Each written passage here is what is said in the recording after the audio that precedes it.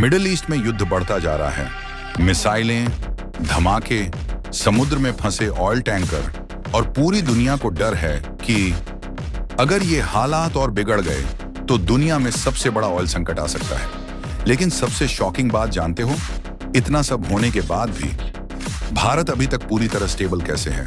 ना देश में फ्यूल खत्म हुआ, ना इकोनॉमी कोलैप्स हुई, ना लोग पैनिक में सड़कों पर उतर आए।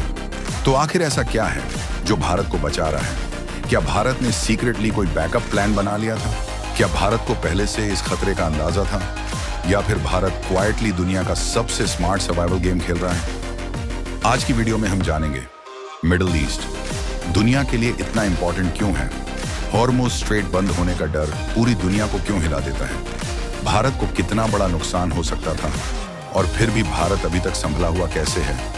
वीडियो आखिर तक जरूर देखना, क्योंकि अंत में एक ऐसी रियलिटी सामने आएगी जो फ्यूचर में भारत को एनर्जी सुपर पावर बना सकती है।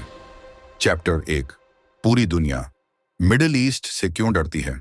सबसे पहले एक चीज समझो, मिडिल ईस्ट सिर्फ युद्धों का इलाका नहीं है, ये दुनिया का एनर्जी हार्ट है।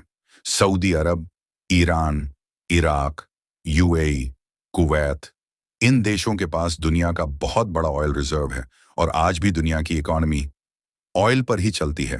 Cars, flights, factories, ships, electricity, सब कहीं ना कहीं ऑयल से जुड़े हैं। लेकिन असली डेंजर यहां शुरू होता है।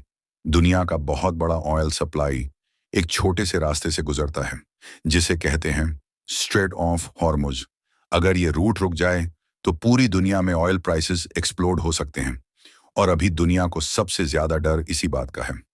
चैप्टर 2, भारत को सबसे ज्यादा नुकसान क्यों होना चाहिए था। भारत दुनिया के सबसे बड़े ऑयल इंपोर्टर्स में से एक है।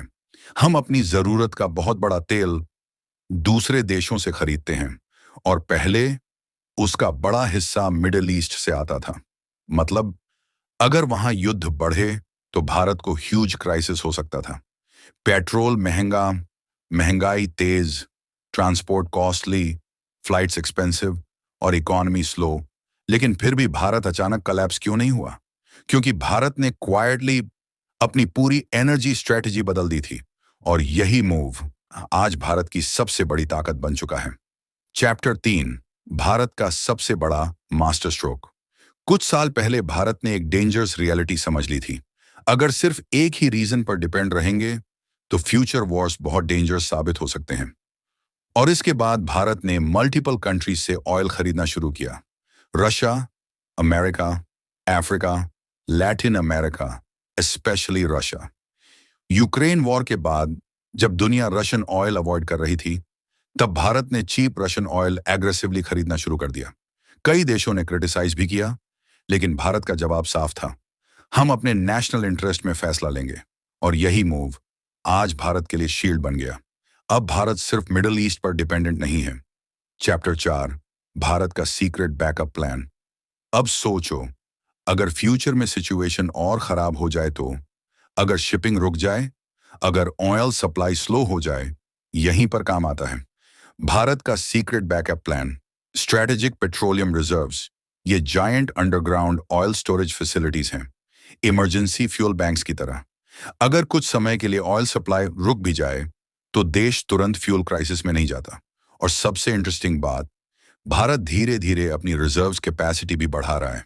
मतलब भारत सिर्फ आज के लिए नहीं, फ्यूचर वॉर्स के लिए भी तैयारी कर रहा है। चैप्टर 5, भारत की स्मार्ट डिप्लोमेसी। अब सबसे इंटरेस्टिंग पार्ट, भारत की फ्रेंडशिप ऑलमोस्ट हर मेजर साइड के साथ है। इजराइल से भी, ईरान से भी, सऊदी अरब से भी, अमेरिका से भी, रूस से भी। और भारत यूजुअली ओपनली किसी एक साइड का एक्सट्रीम सपोर्ट नहीं करता। यही चीज भारत को ह्यूज एडवांटेज देती है। Strategic balance, Bharat relations maintain करता है ताकि ट्रेड और ऑयल सप्लाई चलती रहे, और अभी तक भारत ने यह गेम काफी स्मार्टली खेला है। चैप्टर 6, क्या भारत पूरी तरह सेफ है। अब रियलिटी सुनो, भारत स्टेबल जरूर है, लेकिन पूरी तरह सेफ नहीं। अगर मिडिल ईस्ट कॉन्फ्लिक्ट बहुत ज्यादा बढ़ गया तो पूरी दुनिया इंपैक्ट फील करेगी। ऑयल प्राइसेस एक्सप्लोड कर सकते हैं, इन्फ्लेशन बढ़ सकती है, ग्लोबल रिसेशन आ सकता है, और भारत भी उसका असर महसूस करेगा। लेकिन फर्क सिर्फ इतना है, आज भारत पहले से ज्यादा प्रिपेयर्ड है।